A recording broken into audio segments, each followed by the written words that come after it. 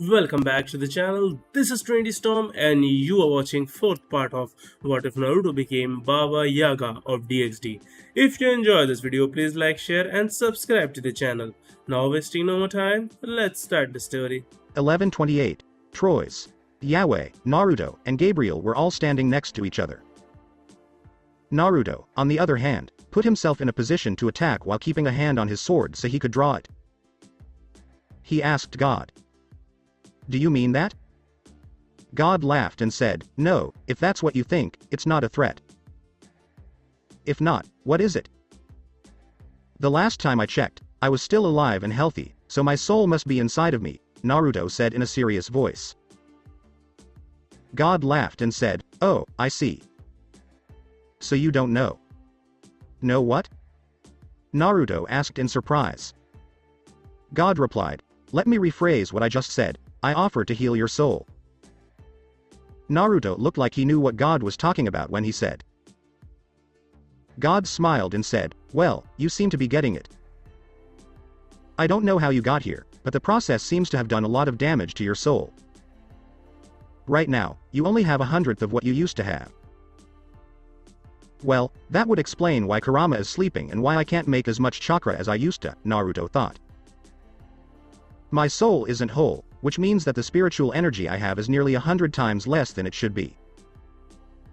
The wise person said that the chakra is mostly physical and only a little bit spiritual. He thinks that the ratio of physical energy to spiritual energy is 20-1. If my soul is split 100 times, that means that my reserves must be cut by about 2,000 times. So that's why I can only make 2 copies of my shadow. He then came to the conclusion, Kurama can't wake up because he has a spirit body, while I have both a physical body and a spirit body. His consciousness has been split into 100 pieces, which put a lot of stress on his mind and put him into a deep coma so that his mind could heal. After giving it some thought, he asked God, If I do this for you, will you really heal my soul? God replied, Yes, that's the offer. Then Naruto said, Okay, deal. Tell me what you want me to do. God then said, Like I said before, I want you to do some protection, but before you do that, I want to ask you something. God looked Naruto in the eye and asked, What do you know about sacred gears? Naruto replied, I know that they are powerful weapons given to humans so that they can protect themselves from devils. I also know that devils try to kill them when they are young to get rid of possible enemies. God said, That's right. I want you to protect someone who has a very strong sacred gear that the devils see as a threat. Naruto replied, Okay, so how long will this mission last and when will I get paid? God said, I'll be honest with you, I don't know how long it will take, but after you finish your mission, you can expect to get paid. Why can't you do it now? Naruto asked with a frown. God sighed and said, I can do it, but I'm under a lot of pressure to do it. Yahweh then put his hand on Gabriel's head and smiled at her. Gabriel was sad that she couldn't help her father and upset with herself for not being able to. But her sadness went away when her father patted her head as he always did. She loved how warm his hand was and how it made her worries go away. When Naruto saw this, he didn't say anything. But he didn't understand, so he asked, What trouble is putting pressure on a being like you? God said with a grim face. He sighed and said, War. I see war coming. A war between the angels and the devils. My wayward son Lucifer is getting more and more ambitious every day. He is gathering an army of devils to kill me and show that he is the best. He wants to take over this world. When Naruto heard that, he also got sad. He sighed and said, There is always war. It doesn't matter what time it is or where it is. Then Naruto said, Enough about that. You still haven't told me what my mission is. God smiled and said, Yes, I do. Naruto said, Okay, shoot. Which sacred gear holder do you want me to protect? God replied, Sephiroth Graal. I want you to protect the person who has the Holy Grail, which is also called the Sephiroth Graal. Naruto gave a small nod. He didn't know much about sacred gears because they were still new to him, but he knew which class of sacred gears was the strongest. He knew about the Sephiroth Grawl, the True Longinus, and the 9 other sacred gears that God couldn't control. Other than that, he only knew a few, like Swordbirth, which Andre unlocked after a few years. Together, they made the Templar Order. Okay, I'll do it, but there are 3 things you must do because I can't be sure I'll get paid on time. It won't be too much to ask. God thought it was fair, so he said, okay, go ahead and ask for what you want. Naruto said, my first request, I want to be able to use magic. You can see that I'm not nearly as strong as I used to be, so I need something else to train under so I can get stronger and protect your target. God nodded his head. He thought it made sense and said, okay, that can be done. Adding magic reserves to your body won't be a problem. Your body's magic reserves are related to your soul, but they are completely separate. I will need to look into your memories a little bit because I have to change your mind so that it doesn't reject it. If you agree, we can start right away. Naruto was unsure for a moment. But he didn't think about that doubt for long. He said to himself, what the hell? He won't be weaker because of anything he learns. If he had wanted to hurt me, he could have done it already. Naruto nodded and said, okay, go ahead. Yahweh nodded his head. He then moved forward, closed his eyes, and touched Naruto's head with his ring finger. From his hands, a light grew, and it grew and grew until it lit up the whole room. Naruto felt like he was stronger than before. Yahweh opened his eyes again and told him, it's done. But I have to say, my friend, you had a pretty exciting life in your old world. Yeah, it had its ups and downs, but that's life, isn't it? Naruto said with a smile. God nodded and said, yes, it is. What should I do now? Naruto said, I want to be able to find all people who own sacred gear, no matter where they are. God frowned, but he was curious about why he wanted that, so he asked, why? Naruto said, the devils go after these people who use sacred gear when they are young. I can only find a few of them with my resources, but if I can find out where they are, I might be able to train them to protect themselves and others who are scared of the devils. God, who heard that, knew what Naruto was trying to say. Then he asked Naruto for his ring. He used his power to make things and gave the ring a new purpose. The ring shined brightly at first, but then it went back to being silver like it had been before. A blue ray came out of the ring. It had a number of golden dots on it, and near it were the names of sacred gear. Naruto thought that there were between 100,000 and 1 million of them. He said, this ring lets you find all sacred gears. It will show you where they are on the globe and tell you what they are called. I have imprinted this ring into your soul so that only you can use it. Use it wisely, because I don't know what the other pantheons will do when they find out you have this ring. The ring was put on his finger by Naruto. So, God asked, what's your last wish? Leave it alone for now, Naruto said. I'll ask you when the time is right. God said, as you wish. So when do I start working? Asked Naruto. God said, the target and a guide will come to you this evening. Naruto said, then that's all we need to do here. God said, it has happened. Then why are you still here? Naruto asked. God stopped talking about anything important and said, because I'm bored. Naruto smacked Yahweh on the head and told him, do your job right. Gabriel said, hey, don't hit my dad. Say you're sorry right away. Naruto said, what? Not this again? I'm not going to apologize to this lazy jerk. Look at him, he's acting like an ass about his job. When God heard this, he laughed and said, lazy. I'm not lazy. Even God needs a break. Do you know how much paperwork I have to do every day? Even Michael has left me, saying he had to do something else. That traitor. I didn't sleep for 4 days straight. If you call me lazy, come do my job. I'll gladly give it to you. Naruto hit God on the head again and told him, you need to take your work more seriously. Gabriel said again, hey, bad Naruto, bad Naruto, bad Naruto. Don't treat me like a dog, said Naruto. God hugged Gabriel and cried, oh, Gabby, you are the only one who really supports me all the time. I love you. As Naruto watched, he thought to himself, well, sh*t, a dumb dad and a daughter with a daddy complex. Naruto, what the hell have you gotten yourself into? I just hope the next person I meet isn't as crazy as these two.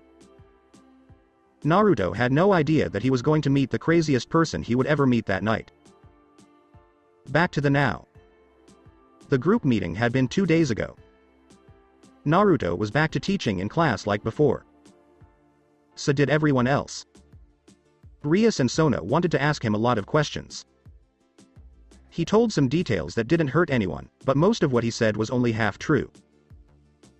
He didn't tell anyone about his family or relationships, or even that he wasn't from this world. Just a short summary of his battles. Right now, his only problem was the annoying jerk who was laughing at him while everyone else was confused. But they didn't go near the place because they were afraid they would hear something they weren't supposed to. Ha ha ha ha ha ha ha. What's up, Grandpa?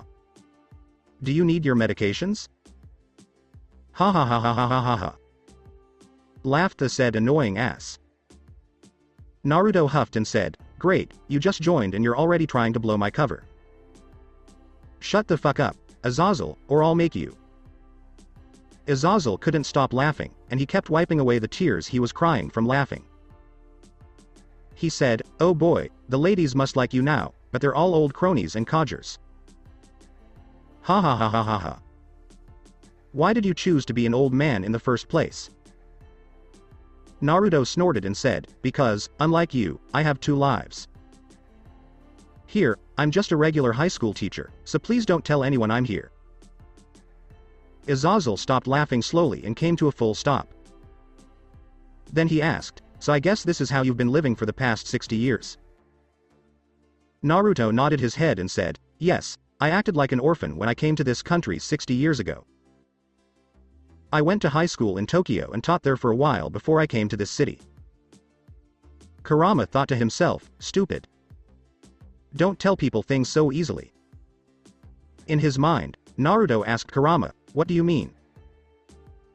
Kurama laughed and said, it doesn't matter, the damage is already done. Now try to deal with it and make something. Naruto said, what do you mean? I am trying to make sense here. Kurama laughed and said, we'll see. He is asking the question. So Azazel asked, so, why did you come here? Naruto finally got what Kurama was talking about and said to himself, damn it. That was a bad thing for me to say. If he's still as curious as I think he is, he'll keep looking around me until he finds Mickey. Consider Naruto. Think. How to stop him from being interested. Naruto said, I met a woman in Tokyo. I lived with her for 10 years before she died in a car accident. I don't know why, but I started to think about her in my later years there. She had been in the back of my mind like many others. Even her. It was too painful, so I left for Kuoh when I got a transfer offer. Back then, the devils had not yet come to this city. If I had known, I would have never come. Azazel didn't say anything and just patted him on the back. He said, you always have trouble with women, don't you? I'm sorry, my friend, that I asked and brought up old problems. It's okay, you didn't know. Naruto shook his head. Azazel shook his head and said, all right, enough of that. Let's go have some sake, like we used to. Hold on, Naruto said with narrowed eyes. It's 2 o'clock, and if I remember right, you have a class at 2:10. Azazel, who was trying to get away, said, oh, come on. They're just high school students. It's just math. They can figure it out on their own. It can be a self-study session. Naruto shook his head and said, no, you're not going to skip your first day of school. You're coming with me. Hashimoto-sensei, will you take my place and do these mark entries? I'll be back later after I take Azazel-sensei to his class. Hi Uzumaki-sensei. Then Naruto said, come on, get up. Let's go to your class. Azazel said, hole. He was talking, but Naruto pulled his ear and pulled him out of the lounge. Hashimoto noticed that they were gone. Even so, he could still hear what was being said outside. Ouch, ouch, ouch. Stop telling me I can't walk on my own, asshole. YEOWSAAAAA. Why the hell did you hit me in the balls, bastard? AAARGH. Stop hitting me in the balls. Didn't you hit me in the balls before? Why? No, no, no, don't hit me in the balls again. Where the hell did you get that golf club? Don't you dare hit me with that. I'll shut up and listen to you, my dear senpai. Please don't hit me in the balls with that. Shinosuke, who had come into the lounge through a different door, overheard the conversation and asked, what's going on? Who is the guy who was yelling about balls before? Hashimoto replied, oh, not much. Uzumaki-sensei just beat up the new guy who wouldn't do his job right. Shinosuke said, oh, is that true? That poor guy. Hashimoto said, yeah, he should have known better than to make Uzumaki-sensei mad. He was laughing like crazy at Uzumaki-sensei, we don't know why, but I guess there's a story there. Still, he should have seen it coming. May his balls rest in peace. Shinosuke said, I think you should say rest in peace, Hashimoto-sensei. Hashimoto replied, after how Uzumaki-sensei treated him, I'm pretty sure it's broken right now. Shinosuke couldn't say anything. He went back to his place of work and got to work. For the teachers, this was just something they did. It's not the first time they've seen Uzumaki-sensei act like this. People should know better than to push him too far. It's not worth your time to argue with him about anything. Late that same day. It was late in the day. Naruto was already on his way home in the way he always did. He didn't stay anywhere longer than he had to and went right home. He took it easy for a while and fell asleep in his bed. At that moment, Searsex sent him a message through his calling circle. He found out that he would be teleported in 20 minutes if he understood the timer set in the circle, so he got himself ready in time. He put on his Templar robes and armor, and his sword and shield were tied to his waist and back. He brought with him some scrolls and weapons like kunai and shuriken in case things got bad. He waited, and in a flash of red light, he was gone. When he came back to himself, he was in a large room with a bed and some food and drinks. Searsex was waiting for him with a smile on his face. Welcome back to the Underworld, Lord Reaper. We are in the room set aside for me while we wait for the council to start, said Searsex. Don't call me Reaper, Lucifer. That's too formal for me. Call me Archambault or Archim instead. That's what my friends and people who knew me in the temple called me, Naruto said. Searsex smiled and said, if you call me Searsex, I'll do the same for you. Naruto said, alright Searsex. Searsex then said, I don't think you've met my queen here, have you? She was busy when the meeting started, so she couldn't come. Graphia said to Lord Archambault, it's nice to meet you. Lord Lucifer has told me a lot about you. It's nice to meet you, too, Lady Graphia, Naruto said. Graphia said, I am just a servant, Lord Archambault. Please just call me Graphia. Naruto said with a smile, anyone with half a brain could tell that you two are married by the way you act. You do a good job of hiding it, but I'm not so dumb that I can't see the subtle signs. I do have to wonder why you still dress as a maid, though. Graphia was taken aback. She knew that everyone knew she was married to Searsex. Even better, they had a baby together. But for someone who didn't know much about what had been going on in the Underworld in recent years, she thought the alliance was pretty cool. Sirzex answered for Graphia, "You were right. Graphia is my wife, but she is also my servant. I wanted her to stop doing that, but she said it had to do with her being a Lucifuge. Her reasoning was that the Lucifuge house had always served Lucifer as servants, so it is her duty to serve the current Lucifer, who is me." Naruto said, "Well, I'm not going to question that anymore. I guess some people have their own plans, but you do a great job as a maid." Graphia bowed her head when she heard the compliment and said, "Thank you, my lord." Sirzex laughed, but then he got serious and asked, "The council will meet soon. Do you have everything you need? If this goes wrong, Archum, it will be on both of our heads." Naruto gave a small nod. Then, Sirzex heard an announcement saying that everyone was there and that the council could start. "Okay, this is it. Here's a tool that will project the meeting so you can see it for yourself," said Sirzex. "Good luck out there," Naruto said. Sirzex nodded and said, "The same to you, my friend. I just hope things go the way they should. If they don't, I'll call you. I hope you know what you're doing." Naruto told him, "Trust me, everything will be okay." Sirzex nodded again and used a teleportation circle to leave the room. In the meeting room, Sirzex were all standing in front of the devils in the room. He met all of the leaders of the 72 pillars and one of their assistants. Graphia was with him. Even though she looked calm, she was also worried about her husband. She didn't want things to get worse.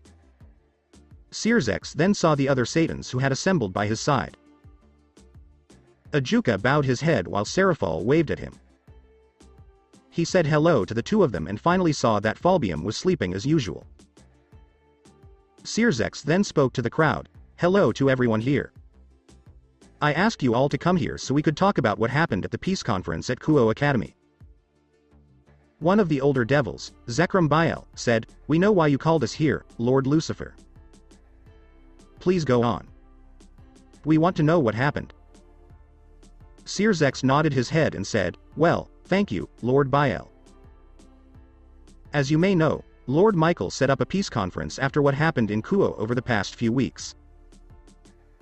Even though there were some problems, the peace conference was mostly successful, and we no longer have to fight with the fallen angels or the angel faction." Now, the head of the Astaroth clan said, "Intruders?" Sirzex nodded his head and said, "Yes. We were attacked by a terrorist group called the Chaos Brigade. It seems that some of the old Satan faction members who survived joined the group. Kateria Leviathan attacked us out of the blue, but we were able to get rid of her quickly.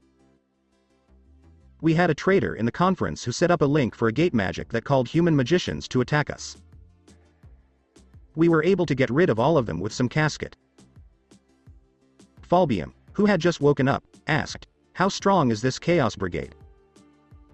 Are they a threat?" Sirzex nodded and said, "Very much so. They have members from other unknown groups, and we don't know how strong they are, but we do know that the infinite dragon god Ophis is in charge of them." There were a few quiet whispers in the council room. When they heard the name, everyone got scared. How could you not be? She was one of the three great beings, after all. Zekrom asked, "What does Ophis want, and do we know any other members of the group besides the old Satan group?" Sirzex looked grim and said, "We don't know what Ophis wants. The only ones we know of right now are the White Dragon Emperor, who turned out to be a hybrid devil and the great-grandson of Morningstar Lucifer, and one of the descendants of the victorious fighting Buddha, whose name I think was Baku. Other than them, we have no idea what Ophis wants." There were more whispers in the council. One of the 72 pillars asked Lord Lucifer, "What are we going to do about this group? Are we going to attack?" Sirzex shook his head and said, "No, we can't do that. We can't fight them. Ophis is bad enough on its own, but when you add the White Dragon Emperor to the mix, they are a force to be reckoned with." Now, people were crying out in fear, and many of them were arguing with each other. Each house had a different point of view, which caused trouble between them. Sears said, "Be quiet. I want silence." But his cries didn't help because they still fought among themselves. Sears narrowed his eyes and said, "I'm going to let go of my powers now." I said silence.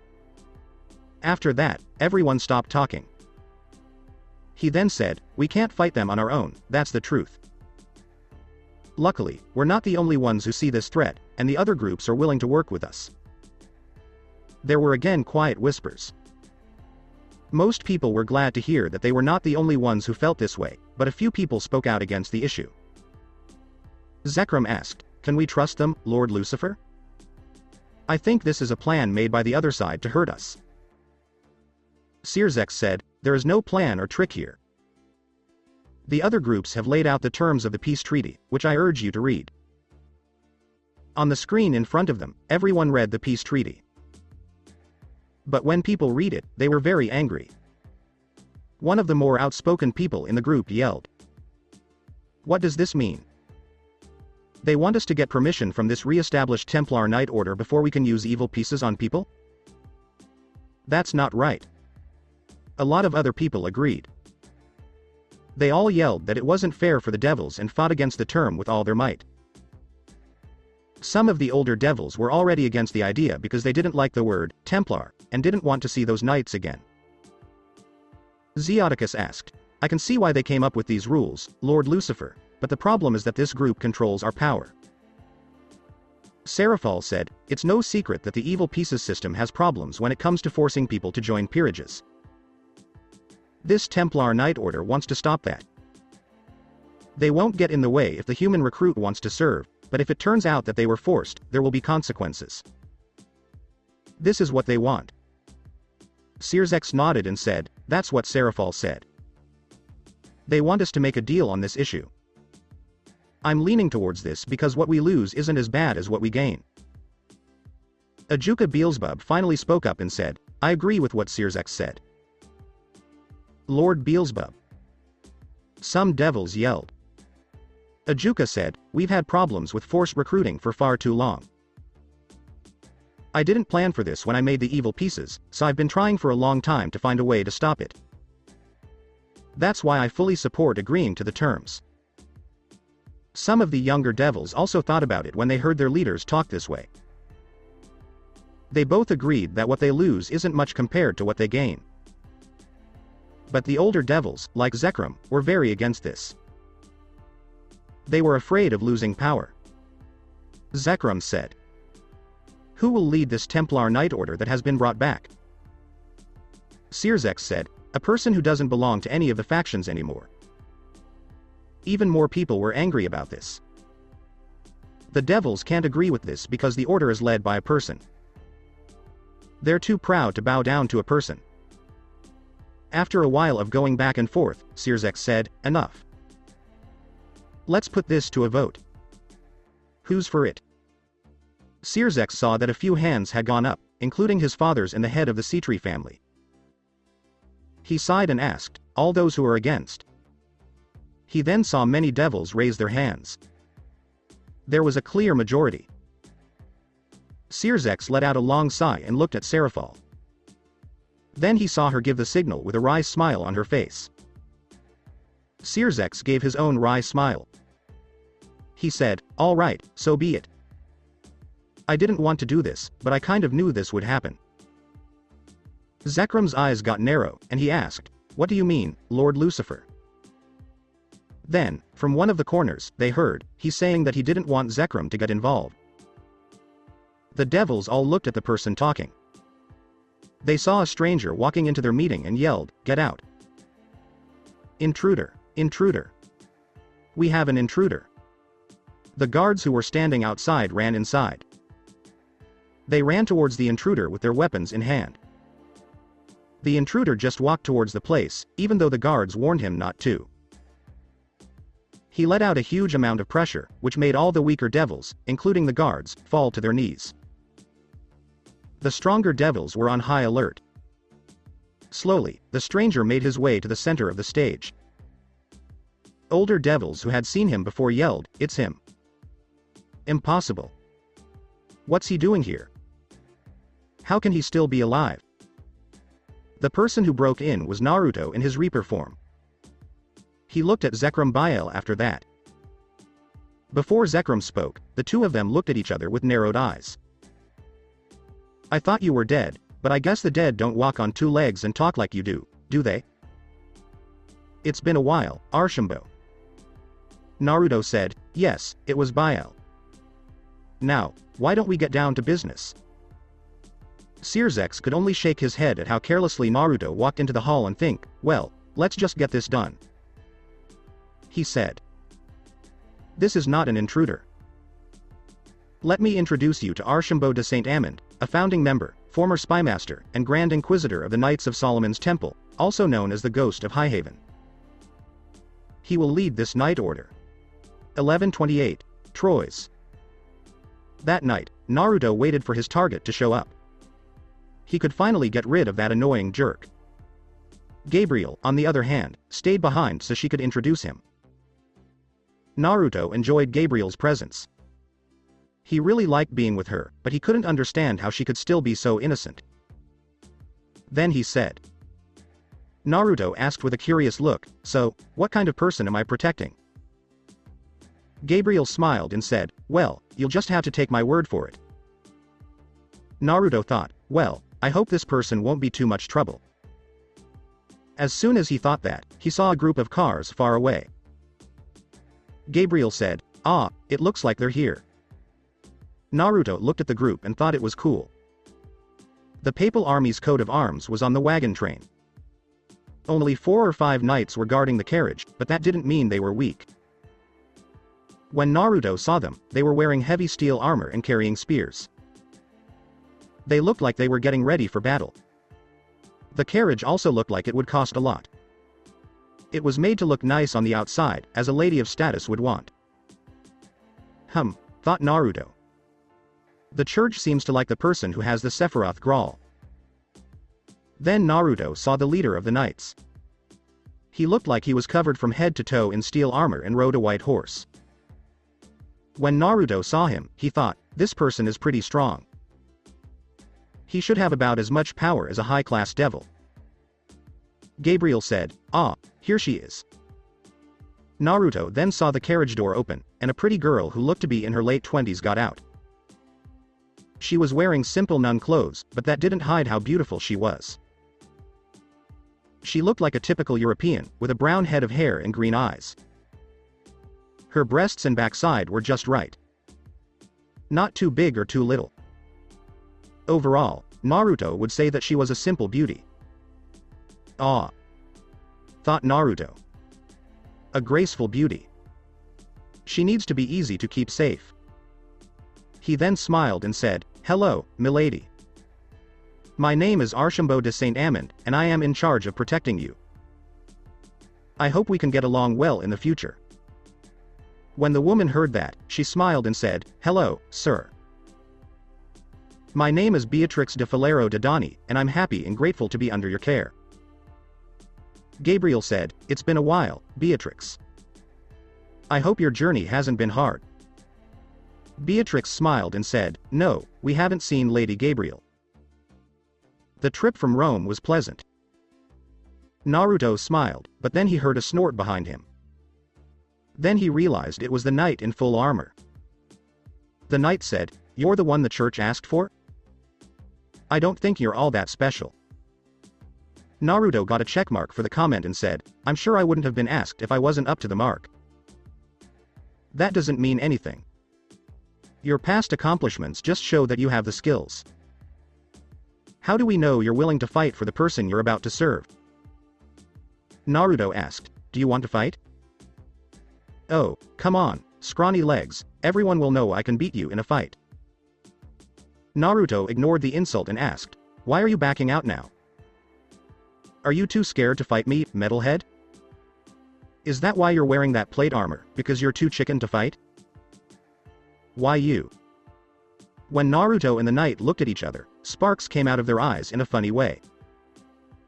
When the woman saw this, she laughed and said, it looks like we don't agree. Since neither of you wants to let your honor down, why don't we have a duel to settle things? The knight said, Okay, milady. If that's what you want, we'll have a duel. If I win, Master Archambault will have to quit his job because he hasn't shown he deserves it. Naruto said, if I win, though, I expect you to apologize. So be it. I'm ready whenever you are, so we can get started right away. I was born ready, Naruto said. Beatrix said, okay, let me set the rules. The loser is the first person to give up or be knocked out. You can't kill each other, which means you can't use magic. Let's keep this duel clean by just showing how good you are with a sword. May the best knight win. Note: neither of them use shields in the fight. Naruto and the knight stood where they were supposed to. Each had their sword on. They looked at each other and tried to find where the other was weak. Naruto thought, well, this one isn't too bad. She has a good form. I don't see any possibilities. The knight didn't wait, but instead charged forward. Naruto moved to the side and attacked the knight, but the knight changed positions right away to block the attack. The knight and Naruto then hit each other a few times. Naruto didn't hit the knight hard because he didn't want to hurt the poor fool. But the knight was different. Even with the armor on, you could hear his rough breathing. The knight didn't move around much, but he hit hard. None of his attacks hit Naruto, though, because he dodged them all. The knight lost his temper and made a risky move. Naruto saw the chance he was looking for and fought back by kicking his legs to make the knight lose his balance. The knight fell on his back and tried to use his sword to hurt Naruto as he got up. But Naruto kicked the knight's sword away and kept his own sword at the knight's neck. Then he told her to give up. The knight didn't look sure, but he nodded his head. After that, they moved away from each other and stood in front of Beatrix. Beatrix smiled and said, well, it looks like Master Archambault won. Then Naruto asked, well, then, milady, are you happy? Beatrix looked like she didn't know what to do. What do you mean, M? Archambault? She asked. Naruto smiled and said, well, I guess I understand that this whole thing was set up to test me, isn't it? When the knight started picking a fight in the most obvious way, you didn't ask him to apologize for being rude. Instead, you encouraged a duel between the knight and me. The soldiers around us are good actors, but their body postures didn't show what they were feeling on their faces. I guessed you wanted to see if I was good enough to hire. The woman had been quiet the whole time, but now she laughed out loud. She said, you're right, Master Archambault. This is a test. But you're wrong about one thing, sir. Naruto seemed confused. Well, it wasn't my idea to test you, Beatrix said. Then whose was it? Naruto asked. Mine, someone said. Naruto looked to his side to find the knight who had challenged him to a fight.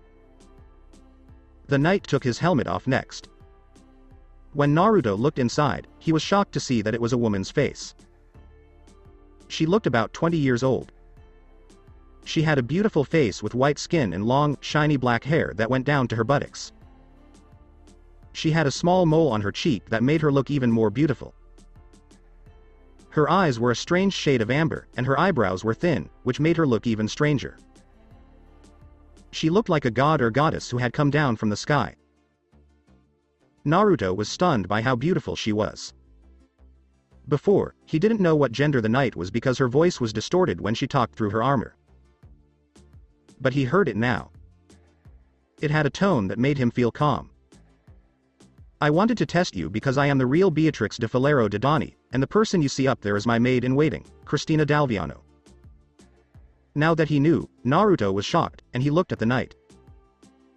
He showed her a finger and said, "You're a girl?"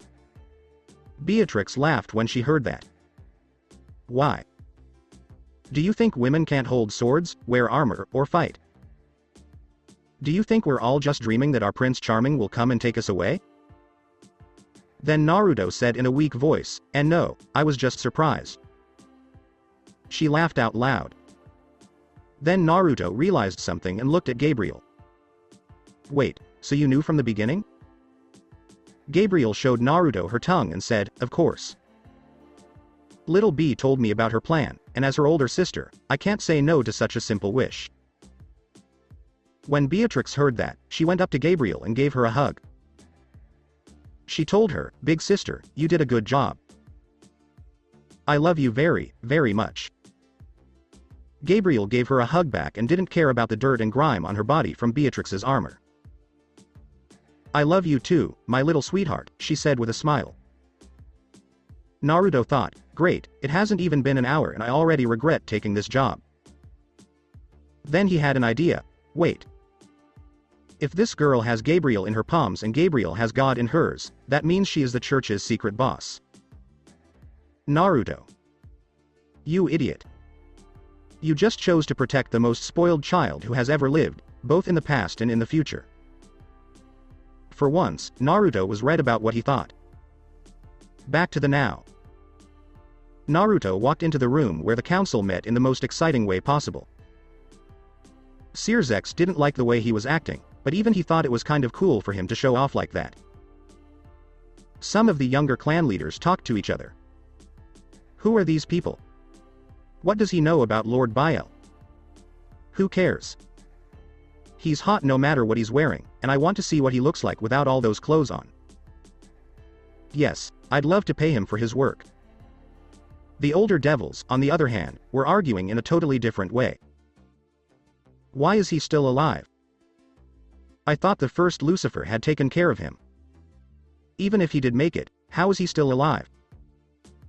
He is still a person, right? Satan. I hope he's still human, because if he's not, we're in a lot of trouble. Searzex said, be quiet. I know this is surprising, but it's true, Lord Archambault is the leader of this new Night Order.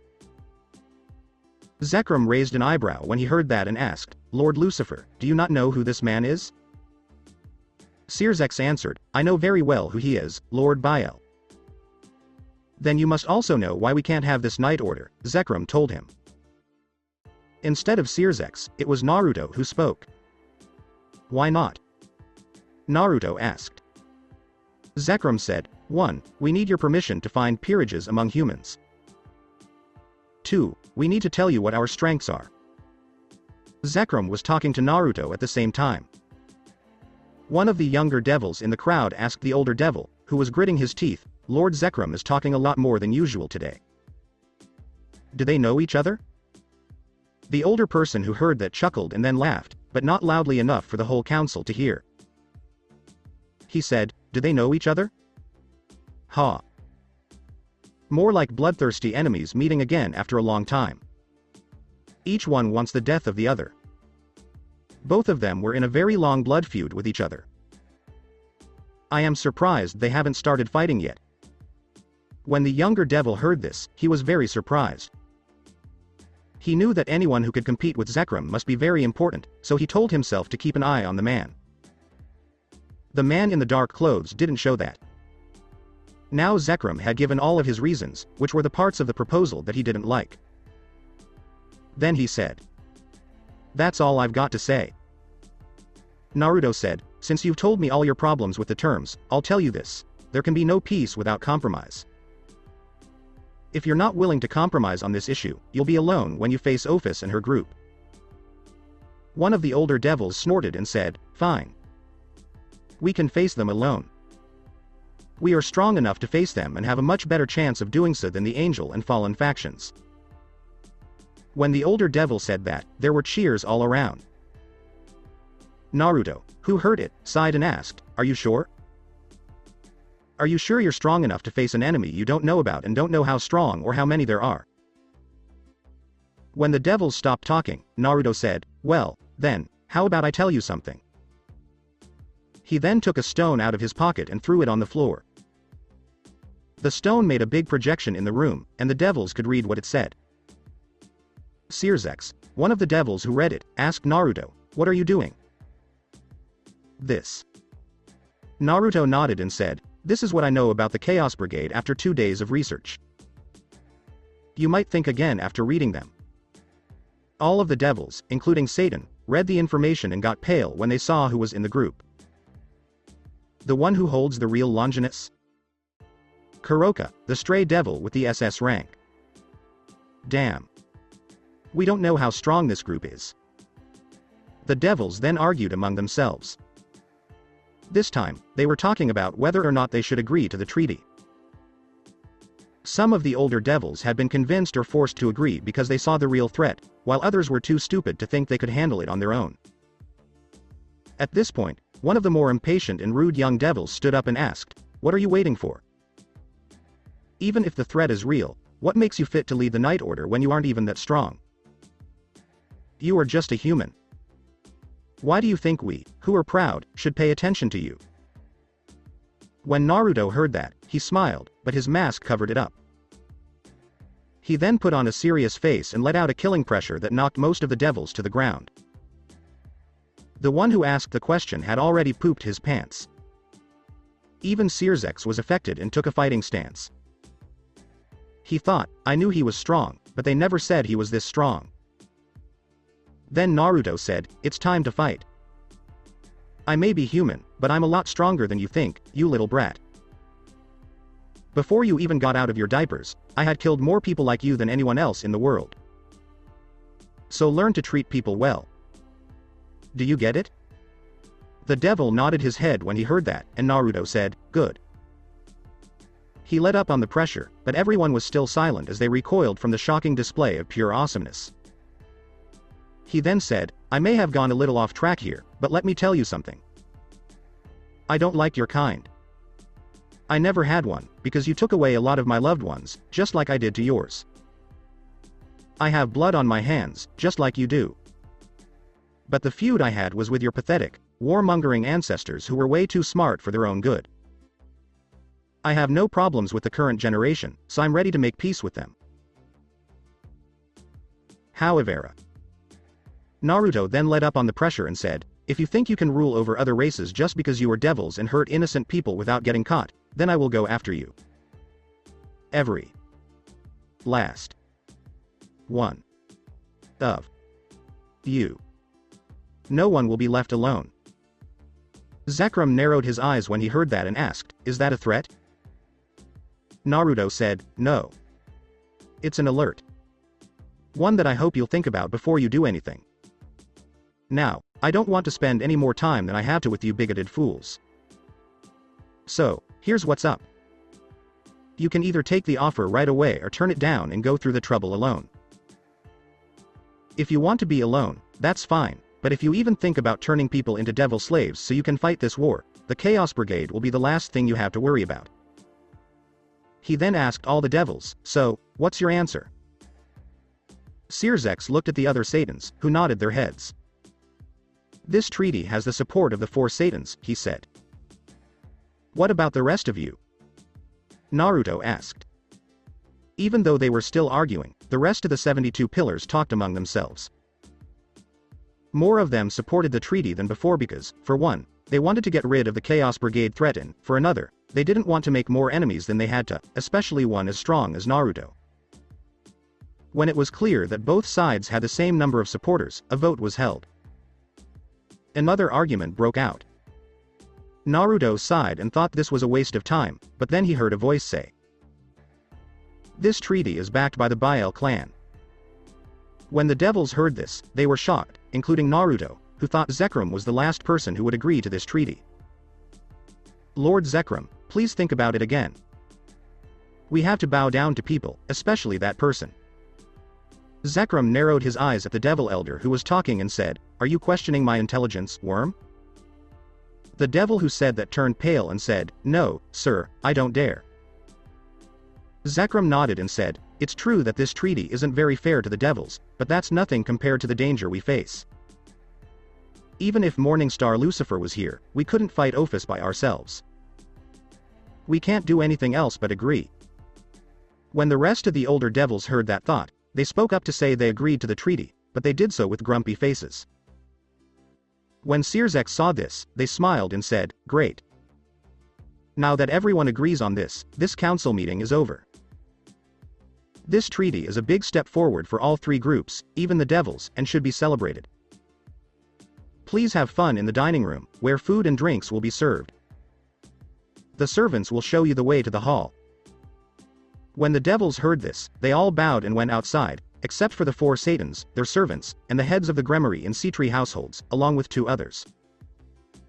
Naruto then turned to Searzex and said, "It's time to go." Well. Everything seems to have gone well. Falbium heard that and asked, "Is that what it means to say that something went smoothly?" "From where I was standing, it looked like you were going to war. If the treaty wasn't signed, those jerks would have to fight you." When Searzex heard that, he said, "As much as I dislike Falbium, he is right. What you did could have led to a fight between you and us if Lord Biel hadn't stopped it at the last minute." "I've known Zekrom for a long time," Naruto said. "He might be a jerk, but he is one of the more likable people like you." Ajuka said, "That is true. Even though he is a traditionalist and a purist, he is one of the wiser devils who looks at the bigger picture." Searzex said, "All right, that's enough. Archambault, I think you might not know who this person is. Let me tell you about them. This. Salazar Sea-Tree and Zeoticus Gremory. It's been a while." "It's been a while," Master Archambault, Zeoticus and the head of the Sea-Tree clan said with a smile. Searzex and Seraphol looked at their dads and asked, "You know him, right?" "Of course we do," Salazar said with a snort. "We fought with him once. Even though at the time we didn't know who we were up against."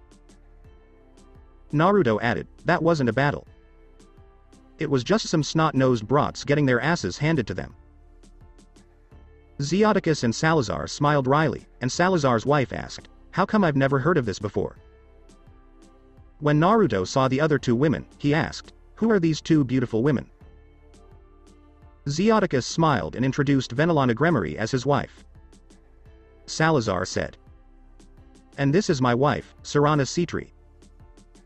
Both women bowed their heads to Naruto, and Naruto did the same. "Now to answer your question," Naruto said. "You see, I was out for a walk in Rome one evening when these 2 jerks showed up and caused trouble in a brothel nearby. Since I knew the owner, I decided to help. I looked at them and saw that they were devils, so I gave them their behinds back.